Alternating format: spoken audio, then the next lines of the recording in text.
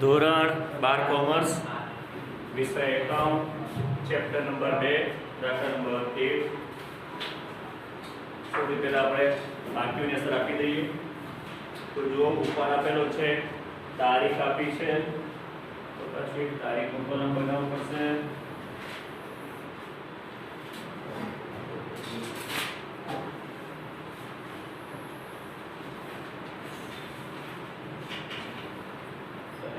बनावी दो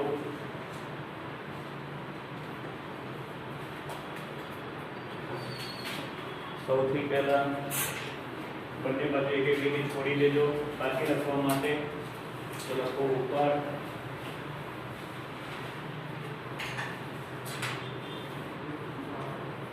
તારીખ આપી છે 1/10/16 અને 1/1/17 1/10 અને 1/1 હર્ષાનો 5 અને છાયાનો 10 હર્ષાનો 5000 છાયાનો 10000 બરોબર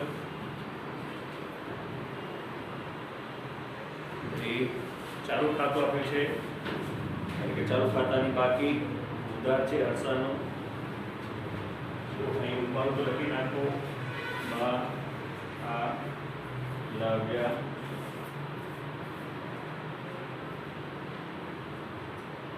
છે 6000 હર્ષામાં 6000 આ બાજુએ લાવ્યા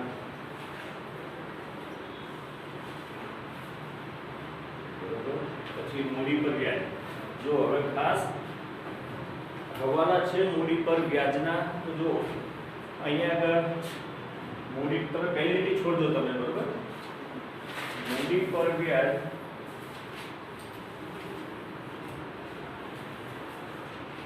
હર્ષા અને છાયા બંનેનું અંદર લખવાનું છે હર્ષાનું કેટલું છે 700 અને છાયાનું 1000 700 અને 1000 બરોબર પછી યંત્રો એમાં હવાલો છે કે અંદરની બાજુ 40000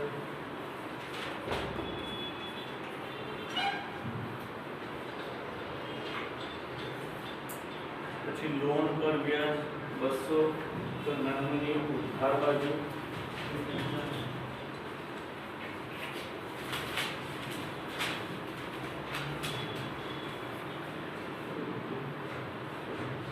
₹200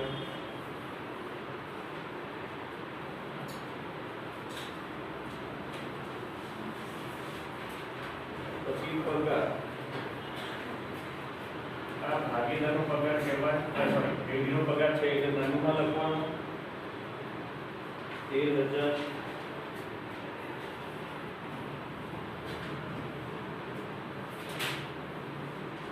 બરોબર પછી છાયાનો પગાર આ ભાગીદારનો પગાર એ નાનું ફાર્મમાં લખવાનો છાયાનો પગાર આમાં હવાલો છે એટલે અંદરની બાજુ પાછું ₹5500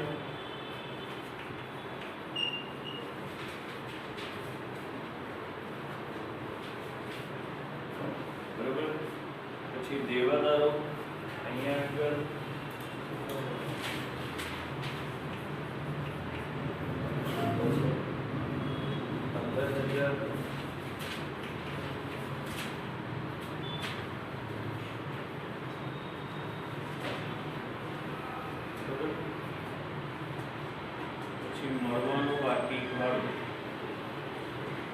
મળવાનું બાકી ભાડું એ આપણું લેણાનું કહેવાય એટલે કાચા સમયમાં આપ્યું હોય એટલે એક જ અસર મિલકત અને લેણા વાળું લેણા બાજુ ભાડું તમે પૂરા અક્ષરમાં લખજો છે 2000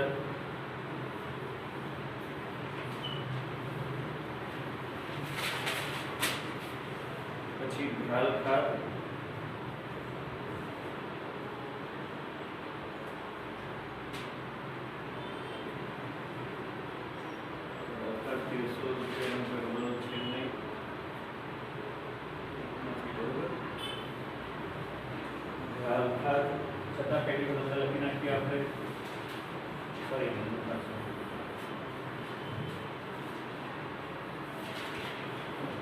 ઉધાર 100 રૂપિયા પહેલા અંદરની બાજુ લખીશું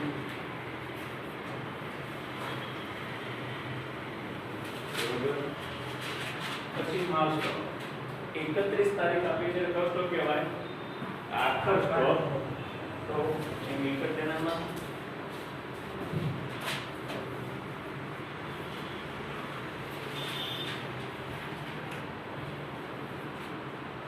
કેટલું છે 10,000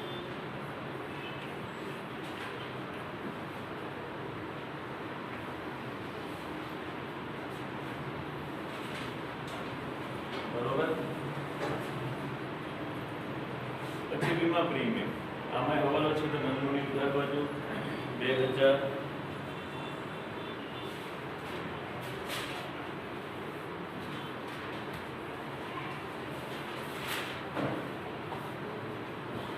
જોઈન્ટ વાળી બાકીઓ દાખલી દવાની અસર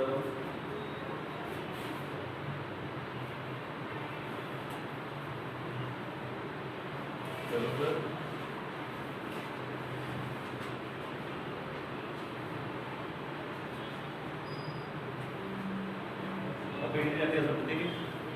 આ ઉધાર બાકી પતી ગઈ બરોબર હવે જમા બાજુ મૂડી ખાતા હવે ચાલુ ખાતા બનાવતા હોઈએ તો મૂડી સીધી આપણે પાકા સર્વેમાં લખવાની તો લખવાની આગળ મૂડી અર્થ અને છાયાની 20,000 અને 30,000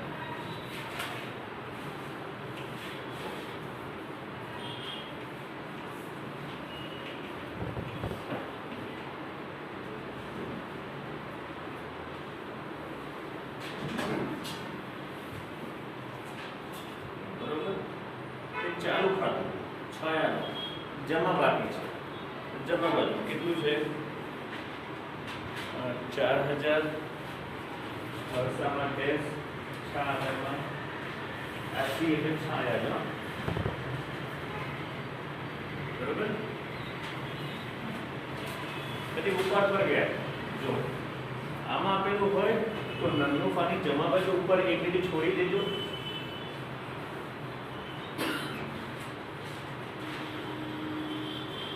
બંનેમાં હવાલો છે આની જેમ વચ્ચે અંતર રાખવાનું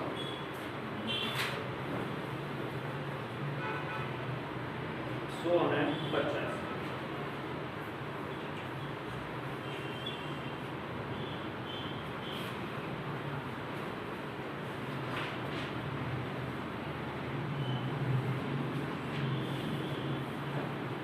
બરોબર પછી વર્ષાની લોન તો મૂડી દેવામાં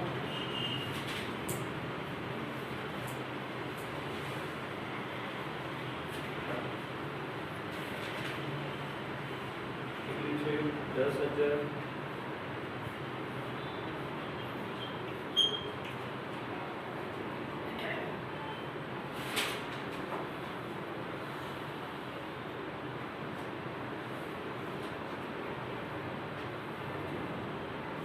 પછી ભાડું બરોબર 12,000 તો નાનોમાં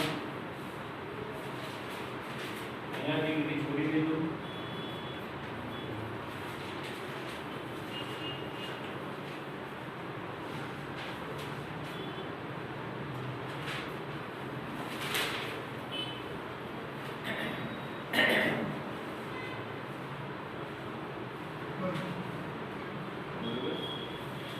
પછી લેણદારો તો અહીંયા આગળ અંદરની બાજુ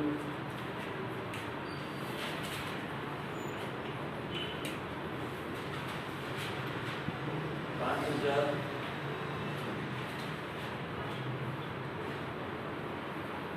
લેણદારો જેવા તો અંદર લખવાના એટલે કદાચ પછી હવાલો હોય તો પછી આપણે ચેક કરવી પડે નહીં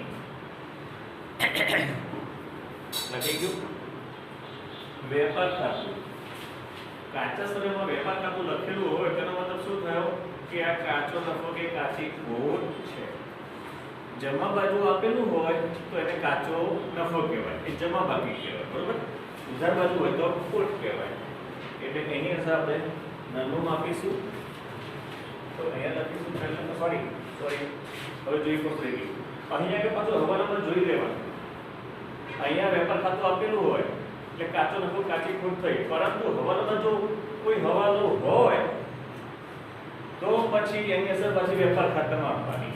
તો અહીંયા હવાલો છે કે આપણે વેચાણનો સરવાળો ખાસ ધ્યાન રાખજો આ વસ્તુ. હવાલો ના હોય તો જ નંદુમાં અને હવાલો હોય તો વેપાર ખાતાની જમા બાજુ બા આ લાવ્યા કરીને લખવાનું. ઉધાર બાકી હોય તો ઉધાર બાજુ, જમા બાકી હોય તો જમા બાજુ. તો એ જમા બાજુ છે એટલે લખીશું અહીંયા આગળ બા આ લાવ્યા. અંદરની બાજુ 24,700.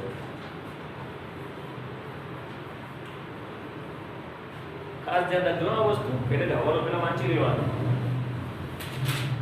બરોબર? પછી બેંક બાકી. બેંક બાકીમાં ખાસ ધ્યાન રાખવાનું, ખાલી બેંક બાકી કીધી છે. સિલક કે તો મિલકત તેના બધો આવે. જમા બાકી છે એટલે શું થયું? DOD. તો લખવાનું મૂડી દેવા બાજુ. તો લેન્ડર નીચે બેંક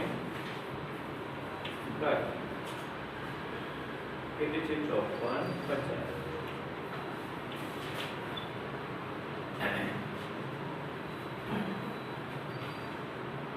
ચાલુ ખાતાનું વ્યાજ. તો ચાલુ ખાતાનું વ્યાજ હર્ષાનું છે. જો હવે એ બધું લખીશું આપણે. ચાલુ ખાતાની બાકી આપી હોય એ તો ખબર છે કે ઉધાર બાકી આપ્યો હોય તો ઉધાર બાજુ, જમા બાકી આપ્યો તો જમા બાજુ. પણ ચાલુ ખાતામાં વ્યાજમાં આપણે ક્રોસ કરીએ છીએ. યાદ છે ને કે ચાલુ ખાતાના વ્યાજની ઉધાર બાકી હોય, જોજો ઉધાર બાકી હોય તો એના વ્યાજની અસર નફામાં ક્રોસ થાય. ખબર છે ને? એટલે અહીં આગળ ખાસ બાકીને આધારે એની અસર આપવાની. એટલે ખાસ યાદ રાખી લેજો આ વસ્તુ. તો અહીં આગળ ચાલુ ખાતાનું હર્ષાનું વ્યાજ આપેલું છે. તો હર્ષાની કઈ બાકી છે? કઈ બાકી છે હર્ષાની? ઉધાર બાકી છે. તો આની અસર નફાની જમા બાજુ લખવાની. ખાસ ધ્યાન રાખવાનું છે આ વસ્તુ. બરોબર? તો હર્ષાનું ચાલુ ખાતાનું વ્યાજ કેટલું છે? 100 રૂપિયા. ખાસ આ વસ્તુ યાદ રાખવાની છે, ભૂલ ના થાય. કઈ બધું લખવાનું, બાકીને આધારે તમારે નક્કી કરવાનું છે.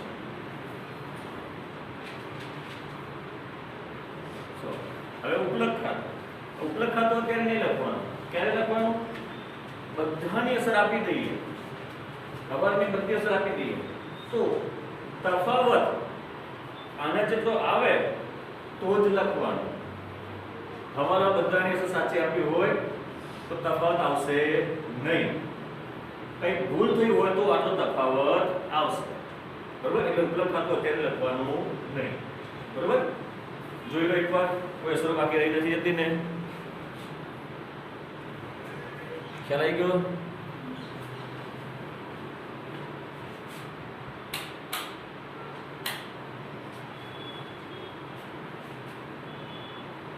એકવાર જોઈ લેજો. ક્લિયર? તો હવે આપણે હવાલા કરીએ. તો કેન્સી લો બધા હાથમાં. મૂડી પર 5% વ્યાજ ગણો. મૂડી કઈ? આ રહી. બરોબર? હર્ષાની કેટલી છે પહેલા? એક વસ્તુ ગણવાની છે કારણ કે કેટલી છે? મૂડી 20,000. એના 5% એટલે 1,000. જુઓ 1,000 થયું વ્યાજ.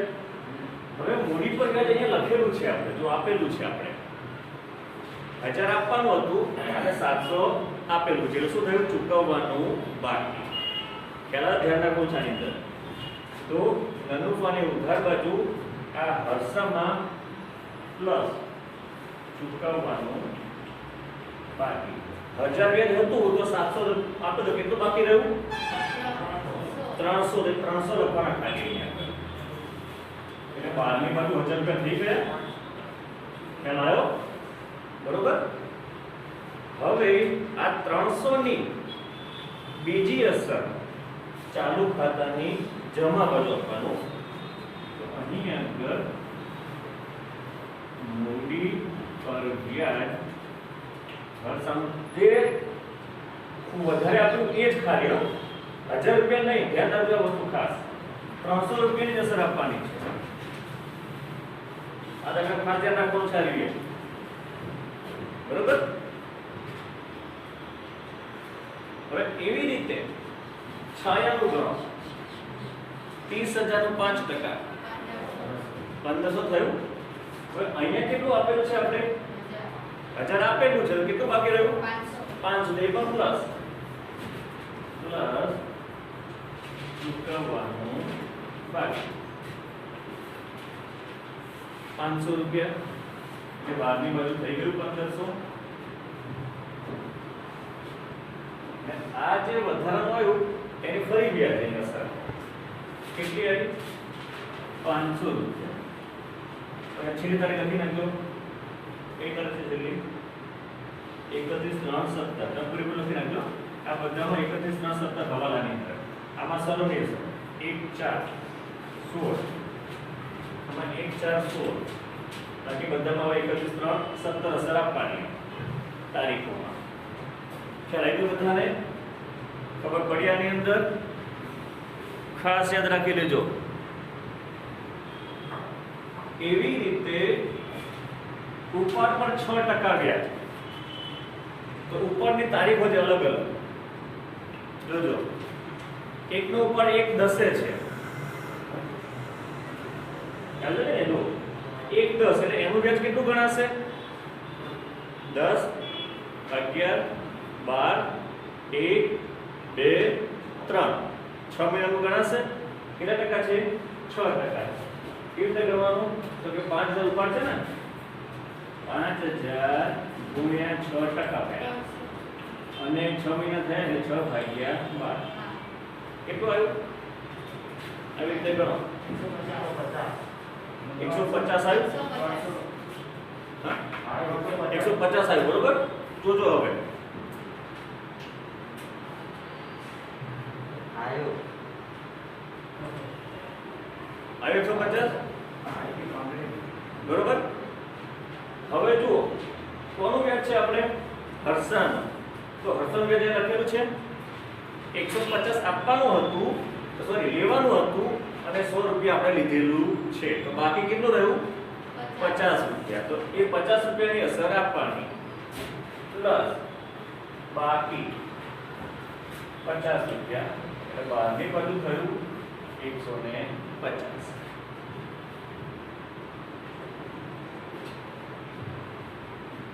હવે બીજી અસર ચાલુ ખાતાની ઉધાર બાજુ માત્ર 50 રૂપિયા લખવાનું.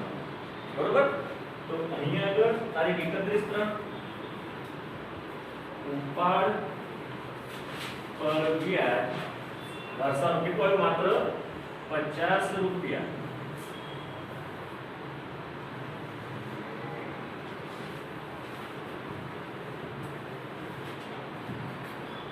ખ્યાલ આવ્યો બધાને?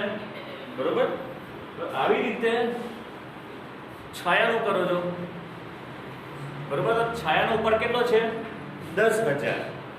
તો કેટલા મહિના થશે એમાં? તો 3 મહિના. તો અહીંયા 5 ની જગ્યાએ 10 કરી કાઢો ને 6 ની જગ્યાએ 3. એમાં કેટલું આવ્યું? 150 આવે છે 3 મહિનાનું. પાક્કું ને? બરોબર. હા તો આ રે ઉપર પર વ્યાજ એનું છાયાનું તો પ્લસ બાકી 50 લીધેલું છે. તો કેટલું બાકી રહ્યું? 100. બરોબર ને? બહારની બાજુ 150 અને અહીંયા એ 50 રૂપિયા આપે ને વ્યાજ. તો બીજું બાકી રહ્યું 100 રૂપિયા લખી નાખો અહીંયા. બરોબર વિદ્યાર્થીઓ? ખ્યાલ આવી ગયો આજનો? બરોબર.